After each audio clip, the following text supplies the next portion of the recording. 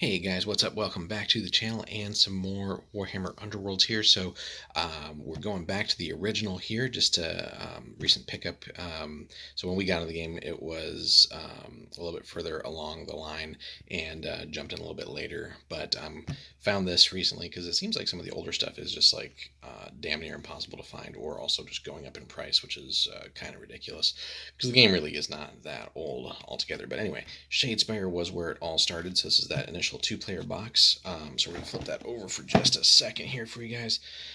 So the nice thing with this game and any of these two-player starters that they've subsequently come out with, so like Beastgrave, etc., and on and on, really, they've been on quite the roll here. But anyway, it's nice because you get basically a complete game in this box. So it's really nice for like two people to just jump into and split the cost. You get two warbands and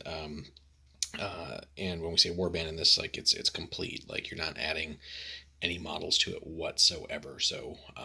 And that's kind of the beauty of this game. When you get tired of one warband, it's also just easy to assemble and paint because there's really not that much to do.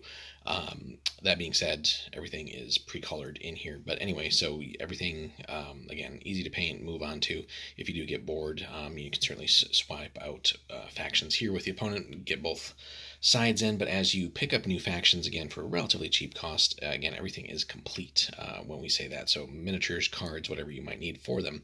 That being said, you do want one of these base sets for like dice and other things like that, which I don't think they're selling separately necessarily on the site. But anyway, so this one will give us Steel Hearts, Severin Steel Hearts Champions, and then I believe the Fiends here, Blood Reavers. Yeah. So anyway, we'll get this open here in just a sec for you guys, and then show you everything that's in here. So we'll be right back. Alrighty, guys, we got everything open up here for you. And again, there's a mountain of stuff in here, so they really do not waste much space, if any, in the box. So again, pre-colored plastic, very easy for especially beginners, if you're especially new to miniature games, to figure out who's who. So red are the bad guys, essentially, kind of put that in quotes, and then the blue guys, the Sigmar guys, are the ostensibly good guys. But anyway, all very easily are designed to be very easily assembled, and the instructions are good enough that you'll get there. It's not overly complicated, but as you can see, basically different versions of kind of like existing Sigmar models, although you could certainly pass some of them off as extra guys in your existing Sigmar list, as far as I understand, for that. And I think they've even created some like data sheets or whatever where you can do that. But nonetheless, again, as a intro product, a gateway product, these are just fine and definitely do the job, and they certainly look great. Now they again load you down with all kinds of components here, which is cool. So kind of going from the bottom of the box, so once you've played a few games and you're kind of getting tired and you got that itch for trying something new, well, they got this guide in here for kind of next steps to take, and whether that's full on Age of Sigmar for you, or basically picking up other factions for the game. And again, there's different levels of getting into Sigmar. Now this is again going to be outdated because this is a couple years and actually I think a couple editions old now with Sigmar 3.0, but nonetheless it's always nice when they kind of point you in the right direction afterwards. But anyway, these bags are for different components, like the tokens, which we're getting into here.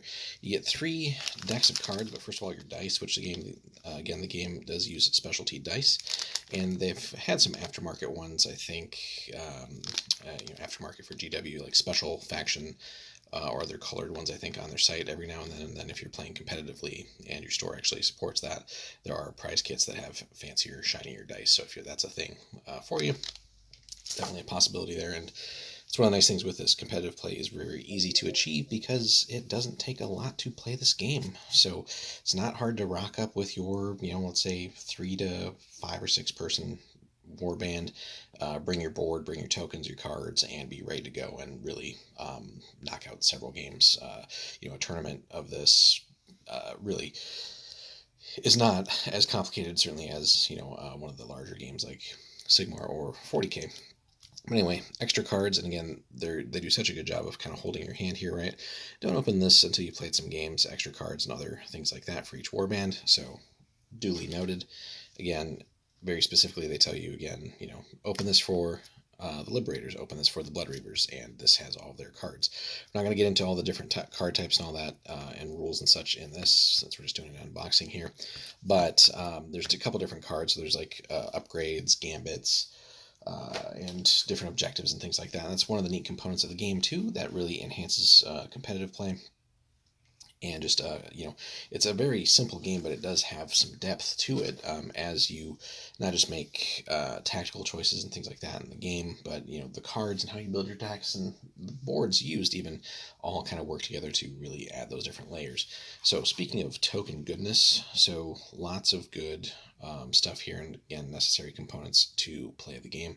So they give you that sheet, and again, the back of those. So basically, you can kind of see like things that are active and then used up, without color here. So again, you get that. Another sheet here, different things going on. And yet another sheet. So we're on sheet 3 here of tokens to punch out. And again, there's like little terrain effects and stuff. So the game uses a hex grid to play on, and basically gives you 2 boards, because each player basically shows up with a board. And if we can kind of not make too much of a mess of this, right? So it folds out. Do want to be a little bit careful with these so you don't damage or break them. But, again, fully colored with different specialty hexes noted for various things in the game. Again, we're not going to get into that here, but just know that placement is also very important in this game. And basically, to play, each player shows up and basically pushes their boards together, and the joining of that forms the full hexes there on the sides. And it's very easy to also play multiplayer with this, so that's definitely encouraged. And then each of these is also double-sided, so basically you're getting like 4 different maps right out of the box. So if you just buy this for yourself, you've basically picked up 2 factions, 4 maps, all kinds of cards, right? And you've got everything you need to play, and you are well on your way there. So then some books as well. Again, rule book, and try to separate that here. So not very thick at all. It's not a complicated game as far as learning, but again, there's depth to it. So very easy to pick up. Definitely will take some time to master it. And each faction definitely plays differently and has different strengths too. And again, how you customize your deck and the boards that are being played all factor into that too. So it's not a case of really, I think, where you really should be getting bored after just a couple games with any given faction, unless you really just don't like your faction. But anyway, again, quick start sheet here just to get you going. Again, blue for the good guys, red for the bad guys, more or less. Walks you through playing the game, making some attacks, doing some basic things here.